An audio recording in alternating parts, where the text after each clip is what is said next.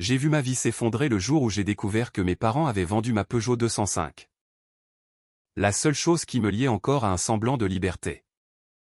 Pour financer le caprice d'une sœur qui n'avait jamais levé le petit doigt de sa vie. Ils m'ont appelé l'égoïste quand j'ai hurlé. Les larmes coulant sur mes joues. Mais c'était eux qui avaient trahi le sang qui coulait dans nos veines. Préférant les rêves dorés de Paris à ceux cabossés d'une fille comme moi. Et maintenant, alors que je reviens, une ombre vengeresse dans une Mercedes volée à leur propre complice. Je sais que le regret ne sera pas une larme, mais un poison lent qui les rongera de l'intérieur. Je m'appelle Élise Moreau. Et si vous aviez pu voir mon reflet dans le rétroviseur de cette Peugeot 205 rouge sans le jour où je l'ai achetée, vous auriez compris à quel point elle était plus qu'une voiture. C'était en 2018. J'avais 23 ans. Fraîchement diplômé d'une école de commerce à Lyon. Avec un job de consultante junior qui payait à peine mes factures dans un studio minuscule du 9e arrondissement. La 205. C'était mon trophée. Pas une neuve. Bien sûr, Dieu que j'aurais aimé, mais une relique des années 80. Restaurée de mes mains tremblantes dans le garage d'un oncle défunt. J'avais économisé pendant 3 ans. Renonçant aux sorties. Aux robes que les autres filles arboraient comme des armes de séduction. Chaque vis serrée. Chaque couche de peinture écarlate appliquée sous la lumière crue d'une ampoule pendante. C'était une brique dans le mur que je construisais contre le vide familial. Mes parents, Jacques et Marie Moreau, vivaient encore dans notre maison de banlieue à Saint-Étienne. Une villa modeste aux volets verts écaillés par les hivers rigoureux du Forêt. Mon père, mécanicien à la retraite, passait ses journées à démonter des moteurs rouillés dans le jardin. Comme s'il pouvait réparer le monde un boulon à la fois. Ma mère, ancienne couturière, tricotait des écharpes pour des voisines qui feignaient l'intérêt. Et puis il y avait Camille, ma petite sœur de 19 ans à l'époque. La perle de la famille. Blonde, aux yeux bleus hérités de je ne sais quel aïeul normand. Elle flottait dans notre maison comme un fantôme de magazine féminin. Camille ira loin, disait-il toujours, avec ce ton révérencieux réservé aux élus. Elle étudiait l'art à l'école des Beaux-Arts de Paris.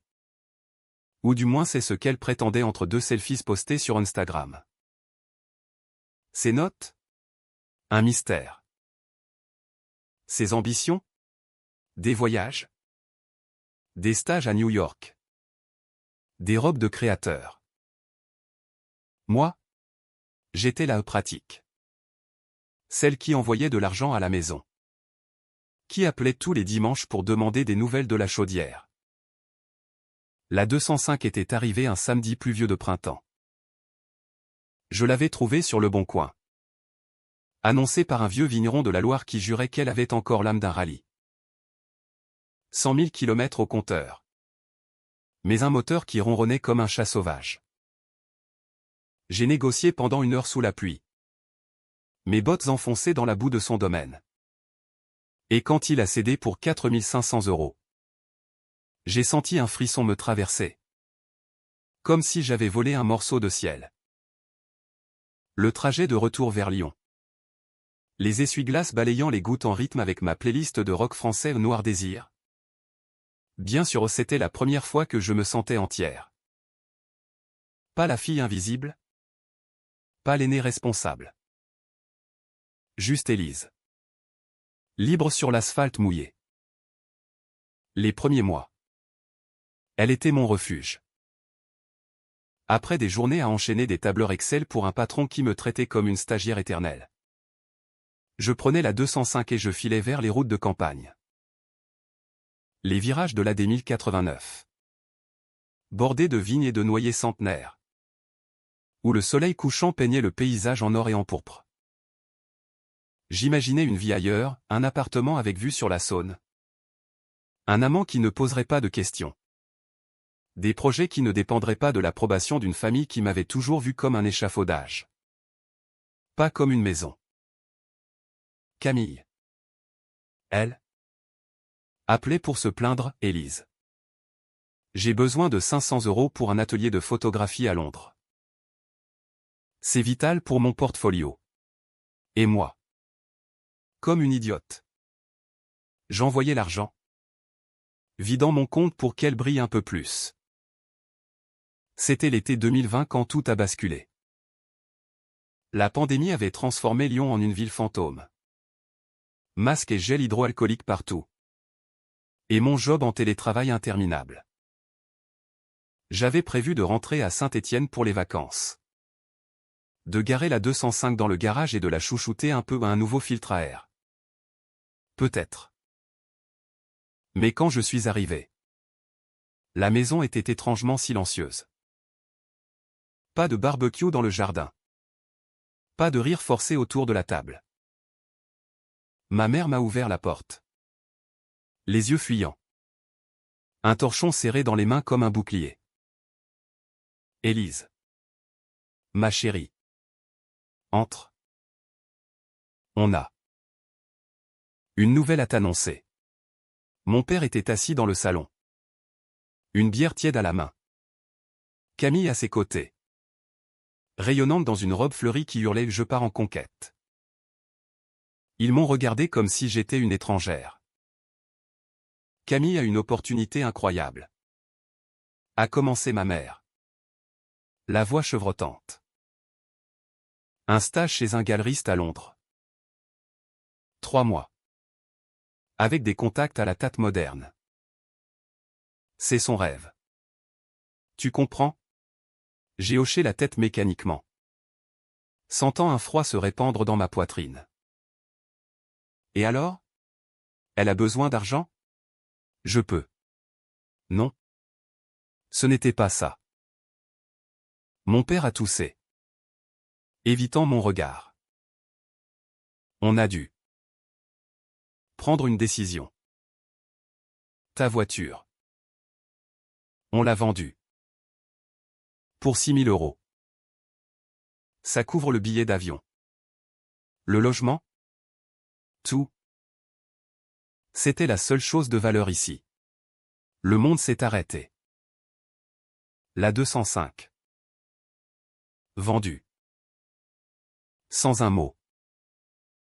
Sans un appel. J'ai bondi vers la fenêtre. Comme si je pouvais la voir garée là. Intacte. Mais le garage était vide. Un fantôme de graisse et d'outils. Vous. Vous avez osé? C'était à moi. Mon argent? Mes nuits à la réparer. Camille a baissé les yeux. Feignant la gêne. Mais j'ai vu le triomphe dans son sourire pincé. C'est temporaire. Élise. Tu pourras en racheter une autre. T'es si pratique. Toi. Pratique. Ce mot m'a giflé plus fort que n'importe quel coup. Mes parents ont bredouillé des excuses, c'était pour la famille. Camille a besoin de ça pour s'envoler, mais je n'entendais plus. La rage montait. Un acide brûlant dans mes veines. Mélange de trahison et de quelque chose de plus profond. Une fracture que j'avais toujours sentie mais jamais nommée. Pourquoi elle? Toujours elle? Pourquoi mes rêves? Mes sacrifices? N'avaient-ils jamais compté? J'ai claqué la porte ce soir-là. Marchant des kilomètres sous la pluie de Saint-Étienne. Les larmes se mêlant à l'eau qui ruisselait sur mon visage. Pas de voiture pour rentrer à Lyon, j'ai pris un train de nuit. Recroquevillé sur un siège dur. Imaginant déjà la vengeance. Pas une explosion théâtrale. Non. Quelque chose de lent. De psychologique. Qui les rongerait comme la rouille ronge un châssis. Il regretterait. Oh. Oui. Il regretterait. Les semaines suivantes ont été un brouillard. À Lyon. Sans ma 205. La ville me semblait hostile, les bus bondés. Les trottinettes électriques qui klaxonnaient comme des insectes énervés. Mon job empirait, mon patron. Un type bedonnant nommé Laurent. Me surchargeait de rapports inutiles. Me traitant de fille sérieuse mais sans flair. Je passais les nuits à scroller des annonces de voitures d'occasion. Mais chaque clic était une piqûre de sel sur la plaie. Et Camille? Ses posts Instagram, selfies devant Big Ben. Champagne avec des artistes émergents. Légende comme grâce à l'amour familial. Je vole au blest. J'ai bloqué son compte. Mais pas avant d'avoir screenshoté chaque photo. Les archivages comme des munitions. C'est lors d'une de ces nuits insomniaques que l'idée a germé. Pas une idée folle. Non, quelque chose de calculé. Ancré dans la logique impitoyable que j'avais apprise en école de commerce. Mes parents avaient toujours idolâtré Camille pour son haut potentiel artistique. Très bien. J'allais leur montrer ce que le potentiel, quand il est aiguisé par la douleur, pouvait accomplir. J'ai commencé par fouiller, appel à ma tante, qui m'a confié que mon père avait vendu la voiture à un revendeur louche du coin. Un certain Marc Duval. Connu pour truquer les compteurs. Marc. Qui avait un faible pour les jolies filles et un casier judiciaire pour escroquerie mineure. Parfait. J'ai pris un billet de train pour Saint-Étienne un mois plus tard.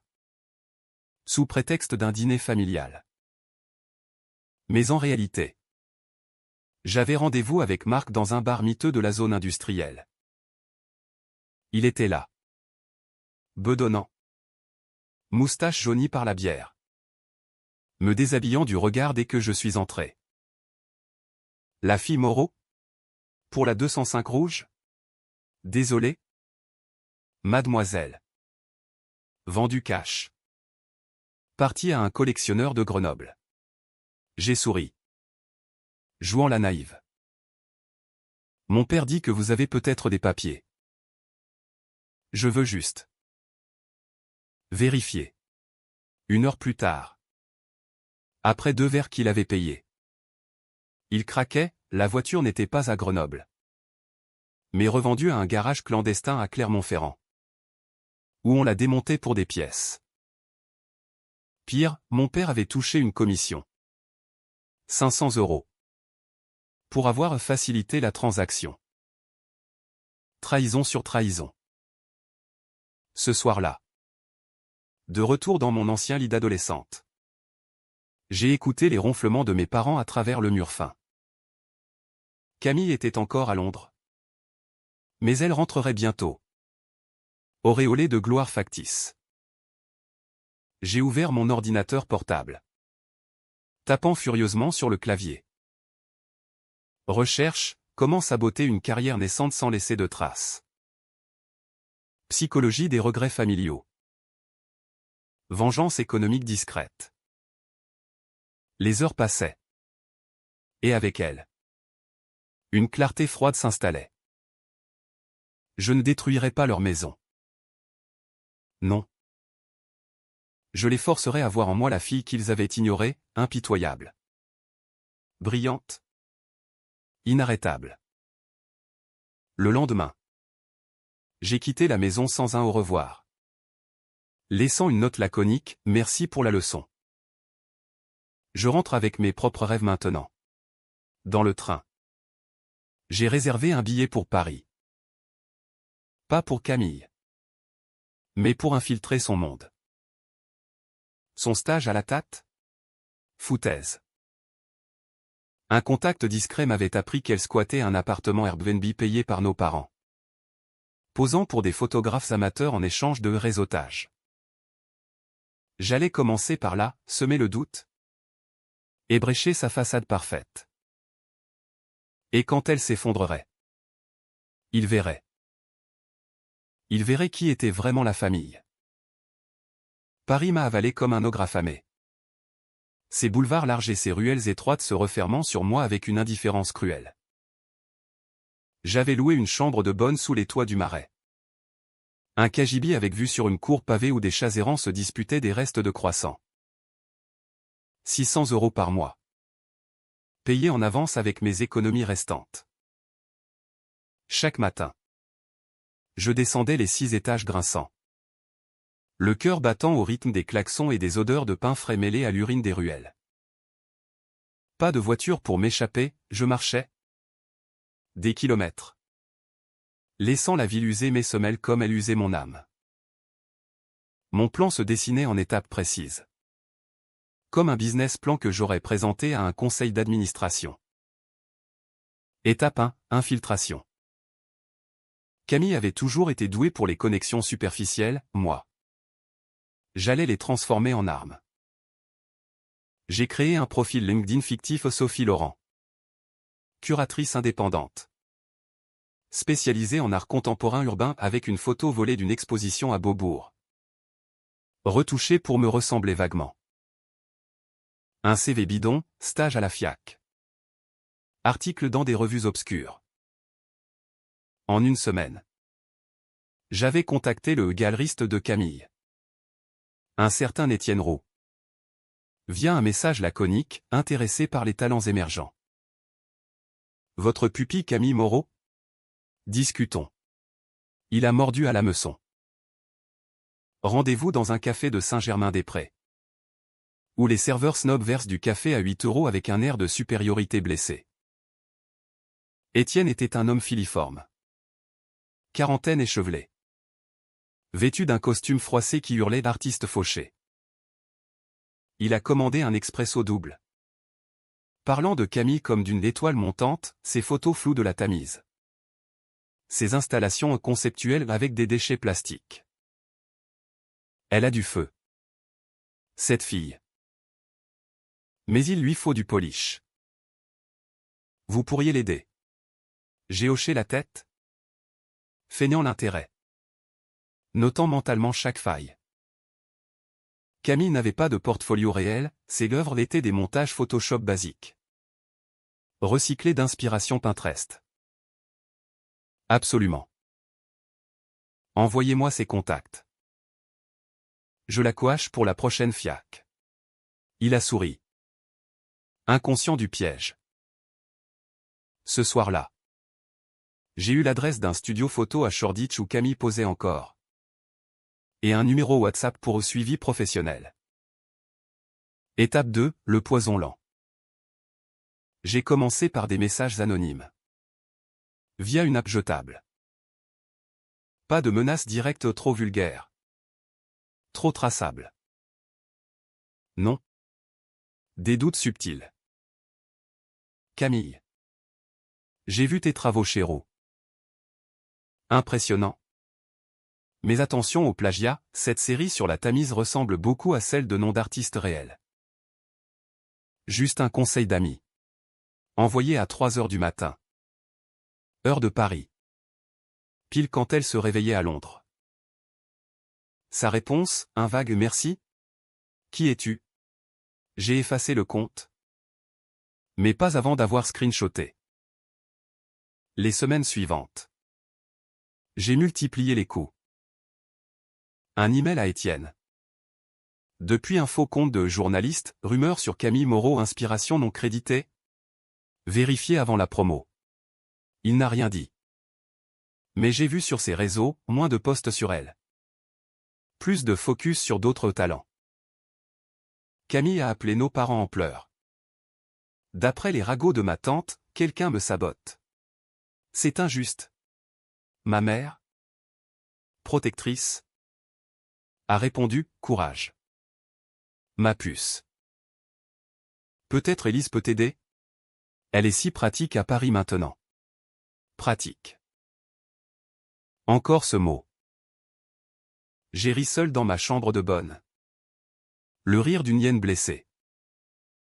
Si seulement il savait. J'avançais sur le front personnel aussi.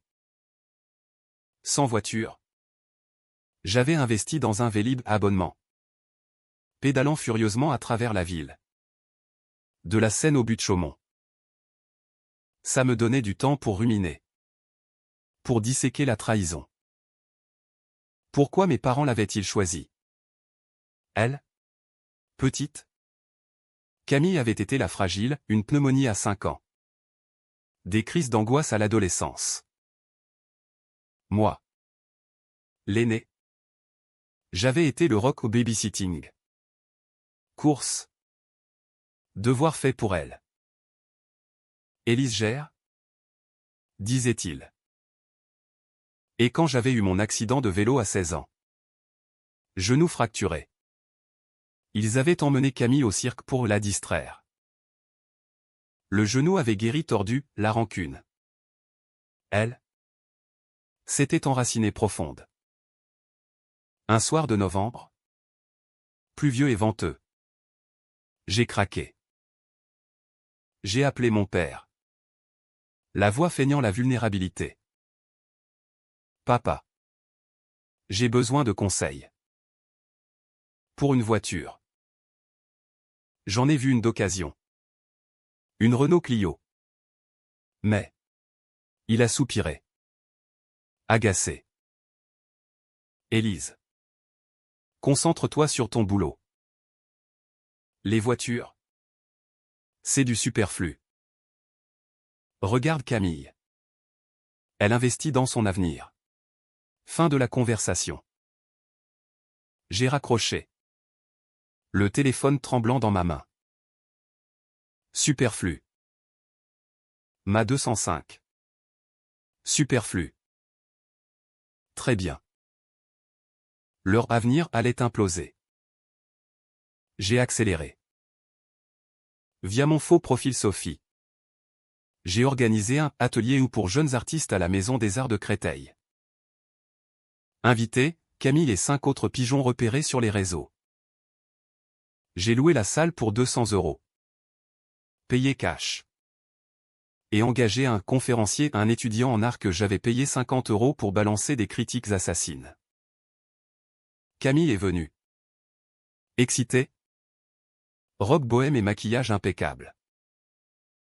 Photo volée, son sourire confiant avant la chute. L'atelier a été un massacre. Le conférencier. Briefé. A disséqué ses travaux, original. Voyons. Cette composition. N'est-ce pas une copie approximative de Basquiat? Et les couleurs? Si criardes. Manque de subtilité. Les autres ont ri nerveusement, Camille a rougi. Balbutiant des excuses. C'est expérimental. À la fin. J'ai approché. Masque baissé. Accent parisien fin. Camille Moreau. Sophie Laurent. J'aime ton audace. Mais travaille ton originalité.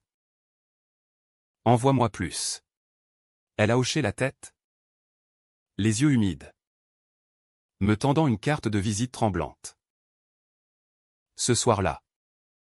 Dans le métro bondé qui me ramenait au Marais. J'ai ressenti le premier pic de culpabilité. Pas pour elle ou non, mais pour la petite sœur que j'avais autrefois protégée des monstres sous le lit. Mais la rage l'a étouffée vite. Ils avaient vendu mon âme pour son caprice, je vendrais la sienne pour ma paix. Noël approchait. Et avec lui. Le retour de Camille. Nos parents organisaient un dîner réconciliateur à Saint-Étienne. J'ai accepté l'invitation. Billet de train réservé. Mais avant. Un dernier coup, un article anonyme posté sur un forum d'art en ligne. Scandale naissant, plagiat chez les élèves de Roux. Avec des captures d'écran de ces posts. Les likes ont afflué, les commentaires. Acide. Camille a dû le voir au son WhatsApp. Piraté via un lien phishing basique. Explosé de panique, c'est qui fait ça? Maman? J'ai peur. J'ai souri dans le train. Regardant les lumières de la Bourgogne défiler comme des étoiles filantes. La vengeance n'était pas un feu d'artifice, c'était une braise qui couve. Attendant le vent pour tout consumeur. Et le vent arrivait. Le dîner de Noël à Saint-Étienne était une farce pathétique. Une comédie familiale où les couverts teintaient comme des menottes. La table était dressée avec le service en porcelaine réservé aux grandes occasions, celui que ma mère sortait pour les anniversaires de Camille. Dinde farcie. Bûche au chocolat. Et un sapin clignotant dans le salon. Ces guirlandes criant une joie qu'aucun de nous ne ressentait. Mes parents. Vieillis par l'hiver, portaient des pulls tricotés main. Mon père avec sa barbe poivre et sel taillée de travers. Ma mère avec ses lunettes perchées sur le nez. Feignant l'optimisme. Camille est arrivée en retard. Traînant une valise Louis Vuitton factice bourrée de souvenirs londoniens, mug à l'effigie de la reine. Écharpes écossaises. Elle m'a embrassé du bout des lèvres. Son parfum sucré masquant une odeur de défaite. Élise. Paris te va bien. T'as maigri? Son ton. Mi-moqueur mi-suppliant. M'a donné envie de lui arracher le sourire faux. Mais j'ai joué le jeu. Aidant à déballer. Complimentant ses photos incroyables comme si je n'avais pas orchestré sa chute. Le repas a commencé par les banalités, mon job stable à Lyon en mensonge. J'avais démissionné 2 semaines plus tôt pour un freelance précaire mais flexible.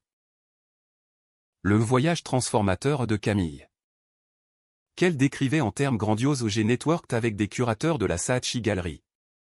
Ignorant les silences pesants qui suivaient. Mes parents hochaient la tête. Béa.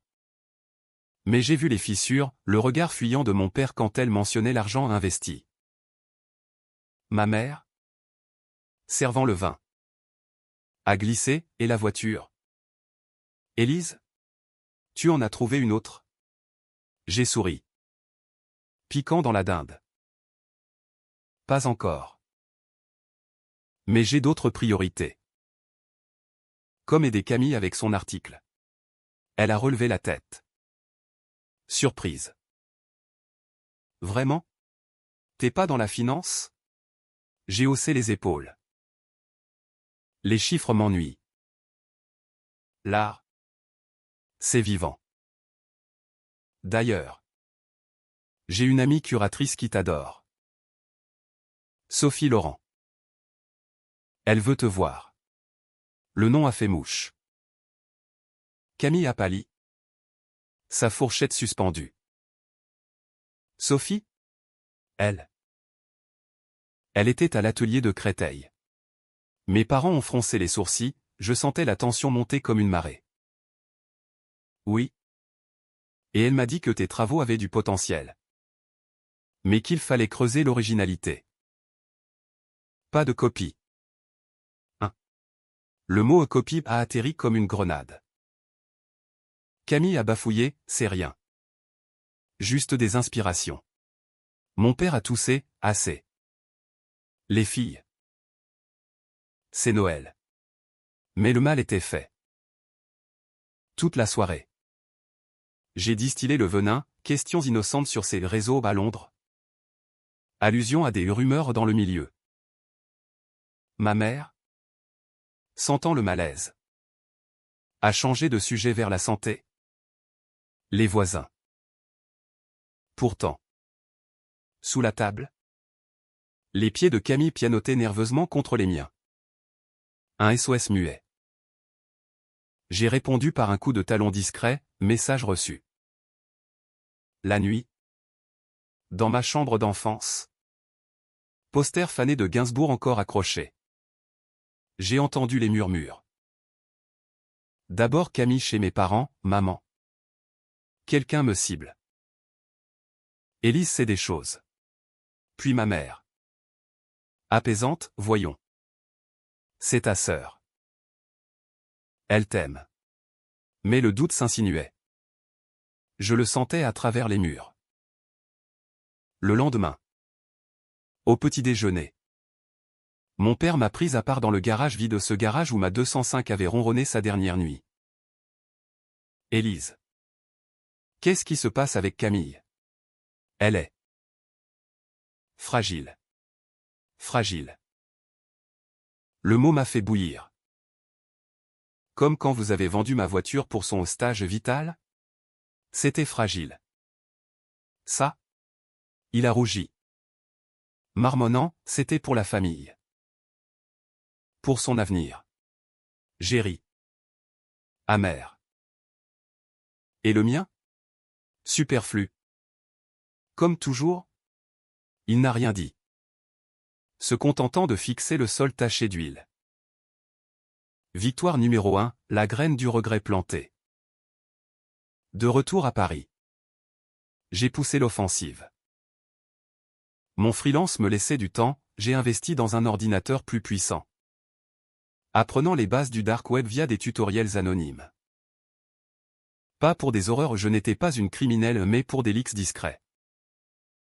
J'ai trouvé un forum où des artistes déçus partageaient des histoires, un post sur Camille. Accusé de squatter des idées lors d'un workshop. J'ai amplifié. Depuis des comptes SocPupet, like. Partage. Commentaires venimeux. Encore une fille de province qui joue à l'artiste sans talent. Camille a craqué la première. Appel à 2 heures du matin, Élise. C'est toi. Ces posts. Ces rumeurs. J'ai perdu le stage chez Roux. Sa voix. Brisée. Pleurnichante. J'ai faim la surprise, quoi? Mais non. Je t'aide? Souviens-toi de Sophie. Elle a sangloté, Sophie. C'était toi. À l'atelier? Silence. Puis, viens à Paris. On en parle. Elle a raccroché. Et j'ai souri dans l'obscurité. Le cœur cognant comme un moteur surchauffé. Elle est venue 2 jours plus tard. Train de nuit. Débarquant dans ma chambre de bonne avec des yeux gonflés et un sac à dos usé. Aide-moi. S'il te plaît. Papa et maman disent que c'est ma faute. Que je dois grandir un point. Grandir. Ironie délicieuse. Je l'ai laissé s'installer sur mon lit étroit. Lui servant un thé trop chaud. Raconte tout. Et elle a déballé, les mensonges sur Londres. Les poses nues pour l'art. L'argent dilapidé en nuit folle. J'avais peur de te décevoir. T'es toujours si parfaite. Parfaite? J'ai failli éclater de rire. Mais j'ai écouté. Hochant la tête. Et au fil des heures. J'ai vu la faille, sa dépendance. Viscérale?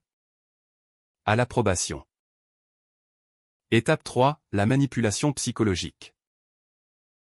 On va réparer ça ensemble. Mais d'abord, avoue à papa et maman la vérité. Surtout.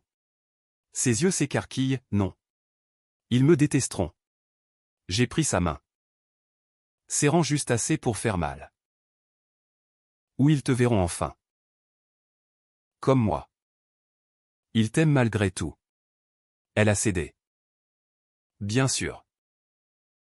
L'appel vidéo ce soir-là. Avec moi en arrière-plan au soutenant. Camille. Voix chevrotante, maman. Papa. Londres. C'était pas un stage. J'ai dépensé l'argent pour des fêtes. La voiture d'Élise.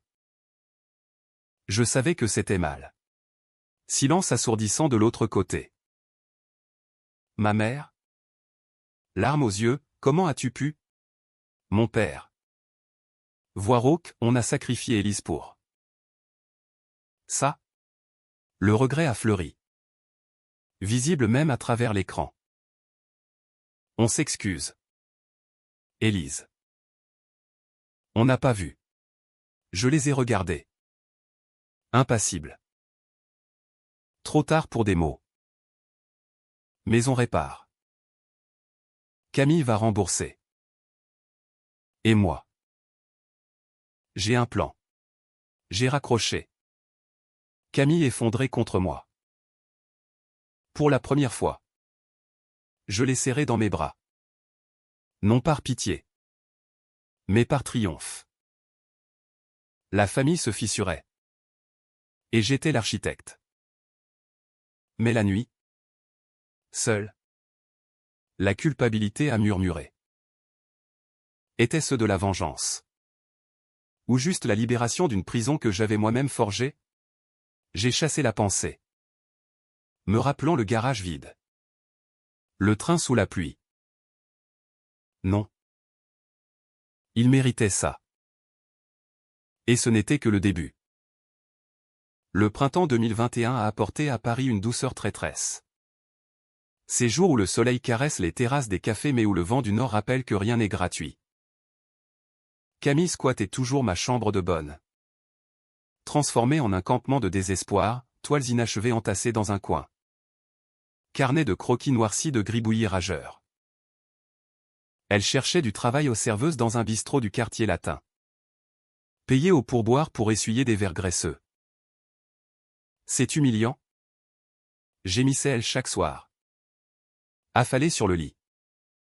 Une bouteille de rosé bon marché à la main. Moi. Je hochais la tête, compatissant en surface.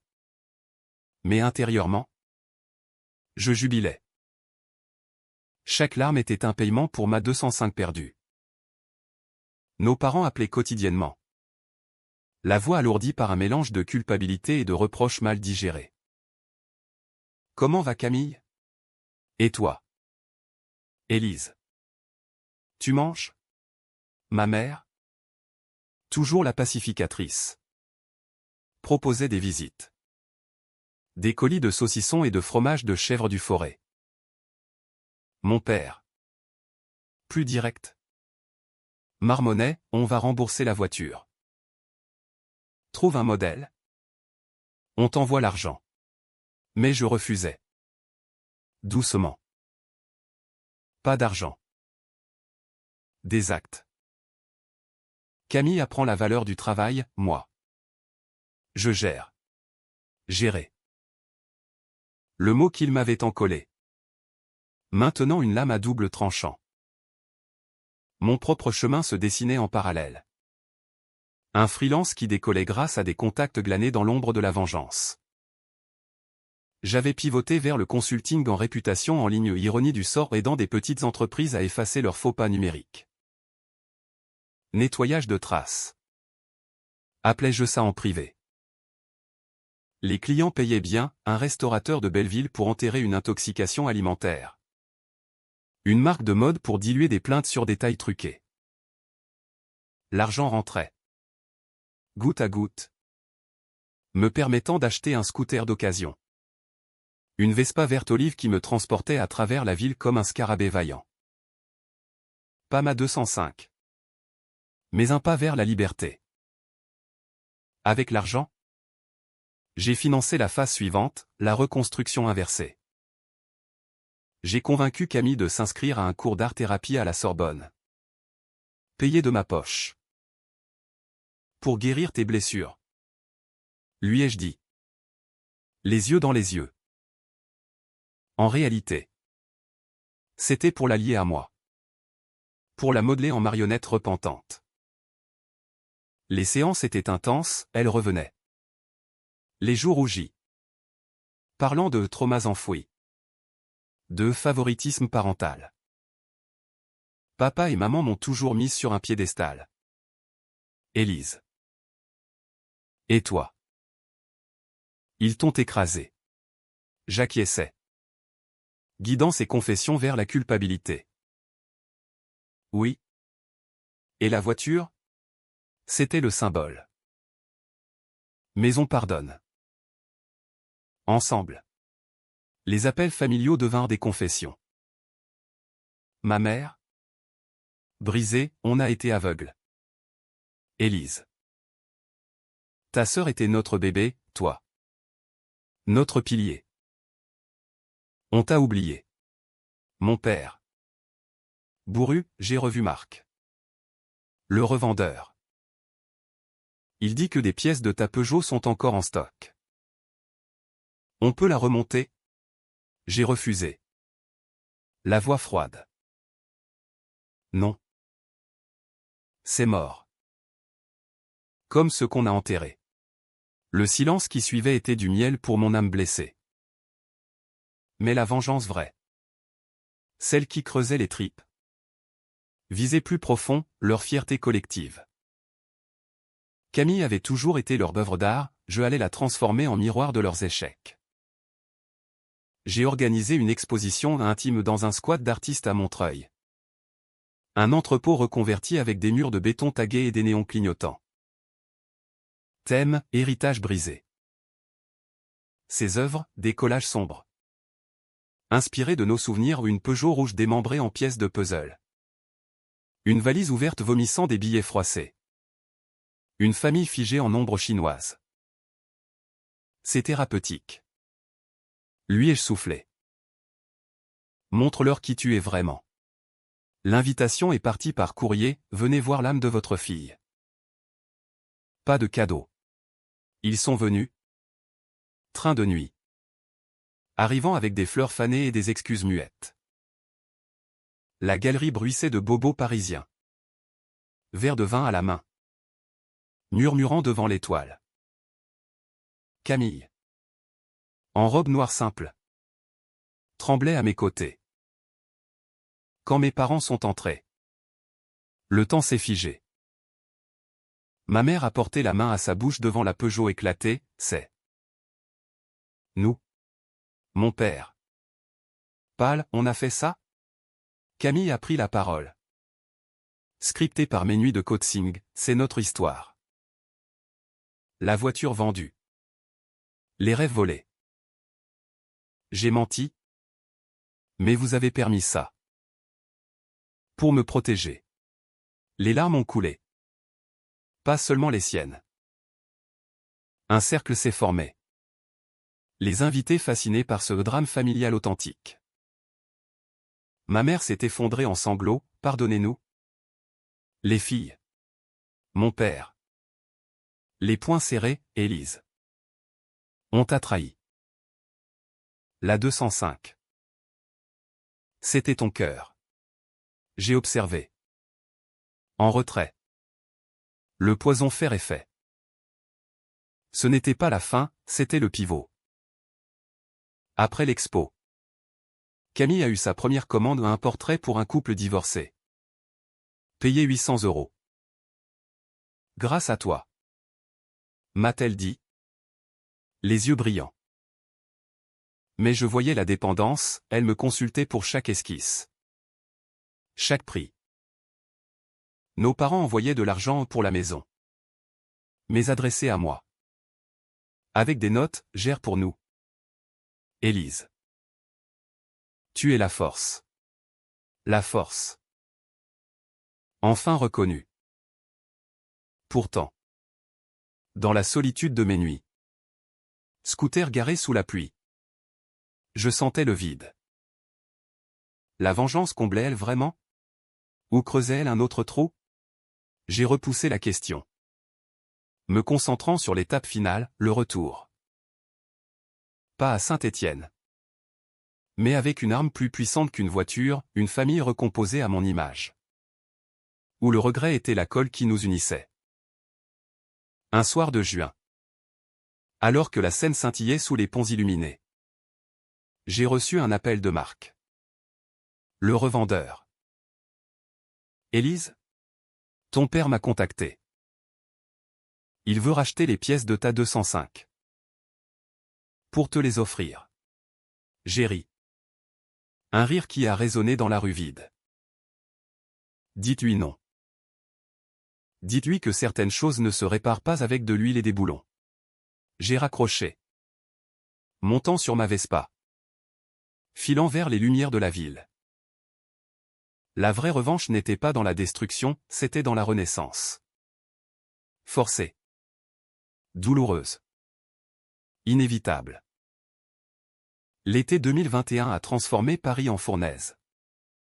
L'air lourd de bitume fondu et de parfums éventés. Où chaque souffle était un rappel que la chaleur révèle les fissures. Camille et moi. Nous naviguions dans cette moiteur comme des sœurs siamois. Liés par une toile de secrets et de regrets. Elle avait trouvé un rythme, court le matin. Pose photo l'après-midi pour des magazines indés. Rentrant les bras chargés de croissants rassis et d'anecdotes sur des génies torturés. Moi. Mon agence de réputation grandissait à un bureau virtuel. Des clients qui affluaient via bouche à oreille, politiciens mineurs effaçant des tweets imprudents. Influenceuses enterrant des sextos maladroits. L'argent coulait. Me permettant un appartement plus grand dans le 11e. 2 chambres avec vue sur un square ombragé. Pour nous, ai-je dit à Camille en signant le bail. Elle a hoché la tête. Reconnaissante. Ignorant que c'était une cage dorée. Nos parents visitaient plus souvent. Traînés par la culpabilité comme des boulets. Mon père arrivait avec des outils dans une sacoche usée. Proposant de réparer l'appartement, un robinet qui fuit. Une étagère bancale. Pour me racheter. Marmonnait-il. Les mains tremblantes sur une clé à molette. Ma mère cuisinait des plats du terroir au pot-au-feu. Tarte aux pruneaux et passait des heures à discuter avec Camille de ses erreurs passées. On t'a trop gâté. Ma puce. Élise nous a ouvert les yeux. Camille rougissait. Jetant des regards vers moi. Sa sauveuse autoproclamée. J'observais ses dîners comme un metteur en scène. Dosant les silences. Les questions piégées.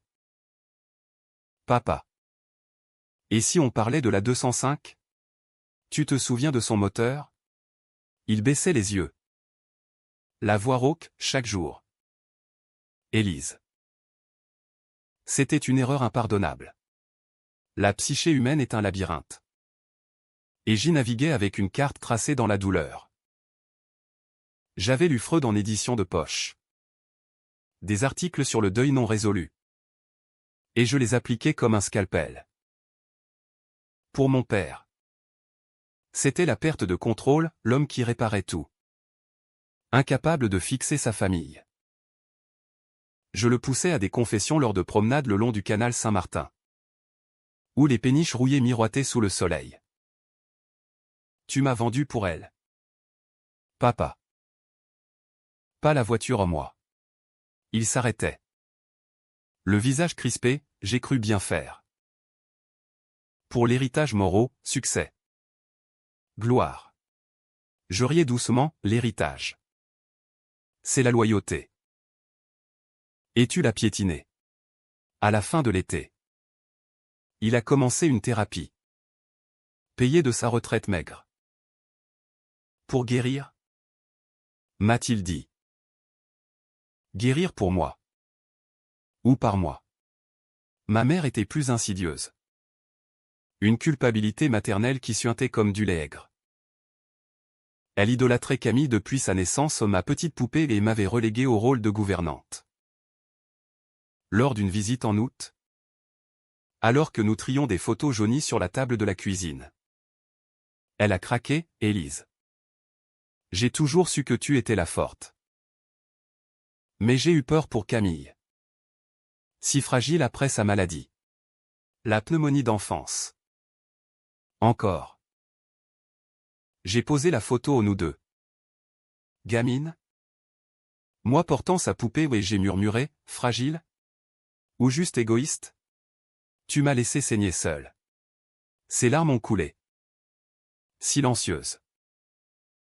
Je répare. Dis-moi comment. J'ai souri, en voyant la vérité. Camille n'est pas une étoile, elle est humaine. Et moi.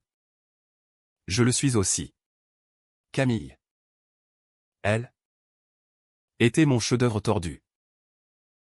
L'exposition de Montreuil lui avait valu un article dans un fanzine local, Révélation brute, les fractures familiales de Moreau et des commandes sporadiques. Mais la dépendance grandissait, elle me montrait chaque esquisse. Attendant mon approbation comme un chiot. C'est bon. Élise? Pas trop. Copier? Je corrigeais.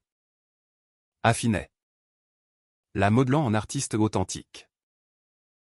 Pourtant. Les nuits. Quand elle dormait. Je fouillais son téléphone, message à d'anciens réseaux londoniens. Flirtant avec l'idée de recommencer. Je supprimais.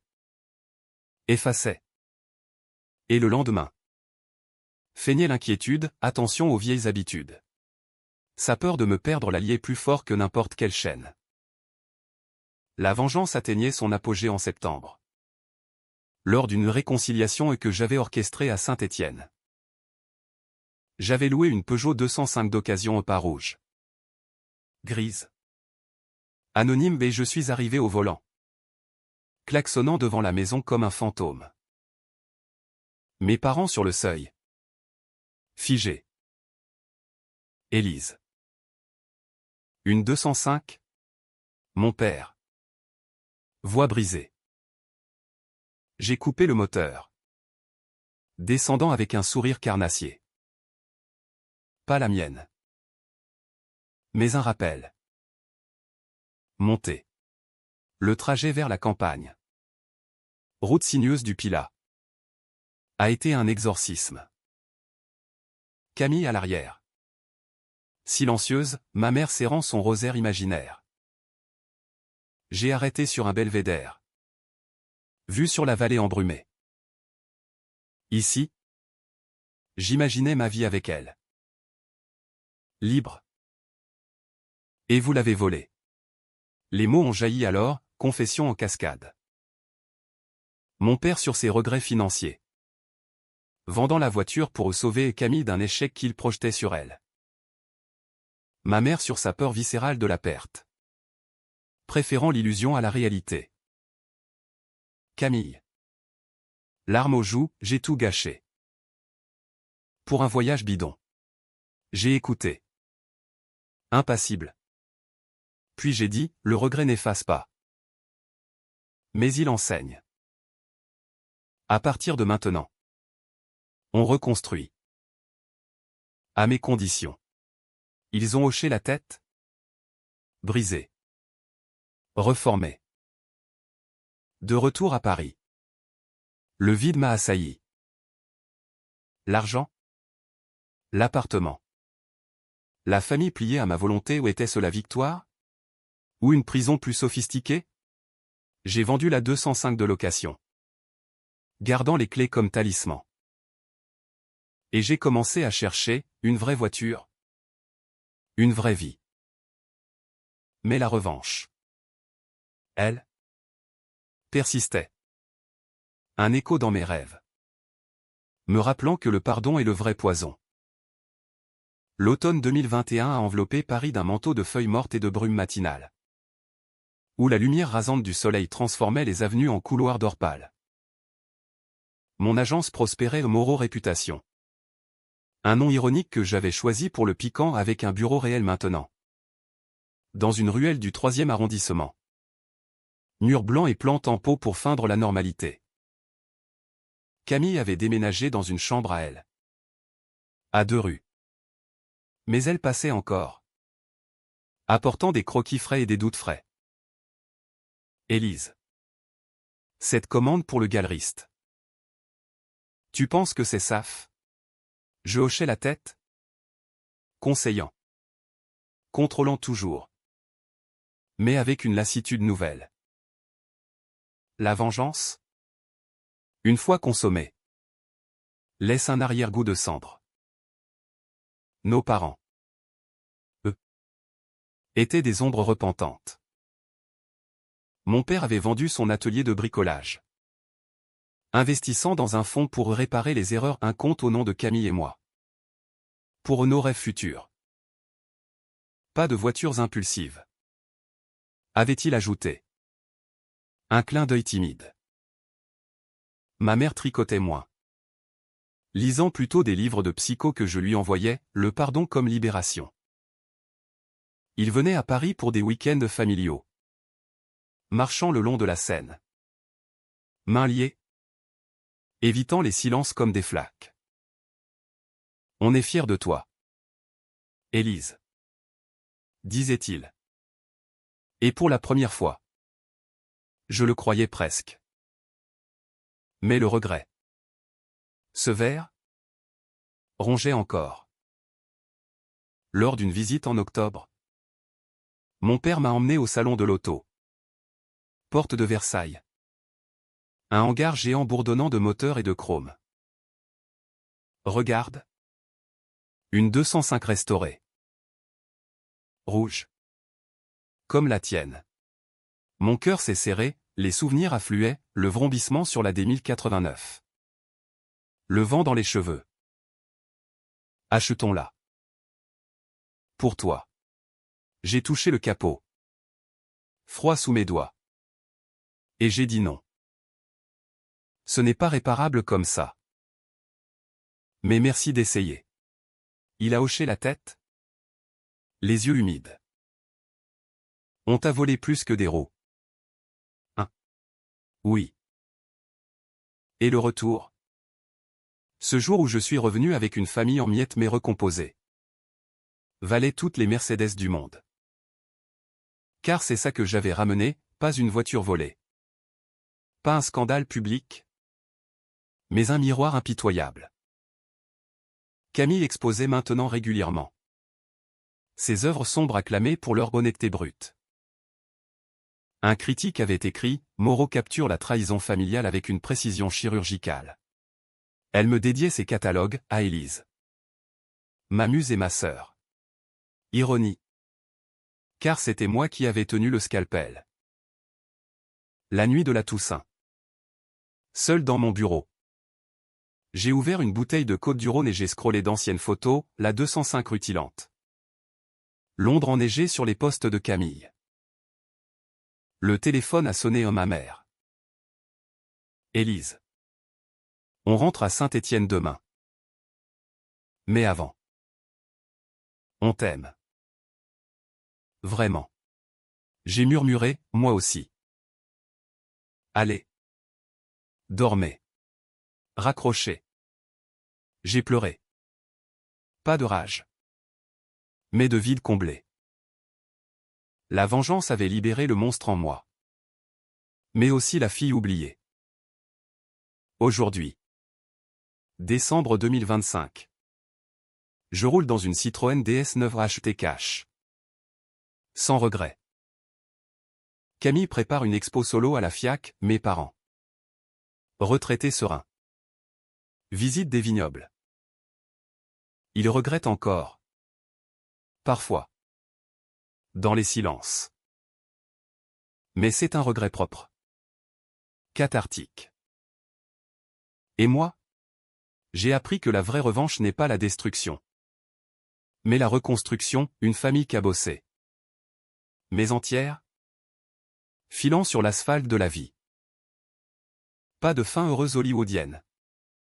Juste une route française. Sinueuse et vraie. Où chaque virage porte la marque d'une cicatrice guérie.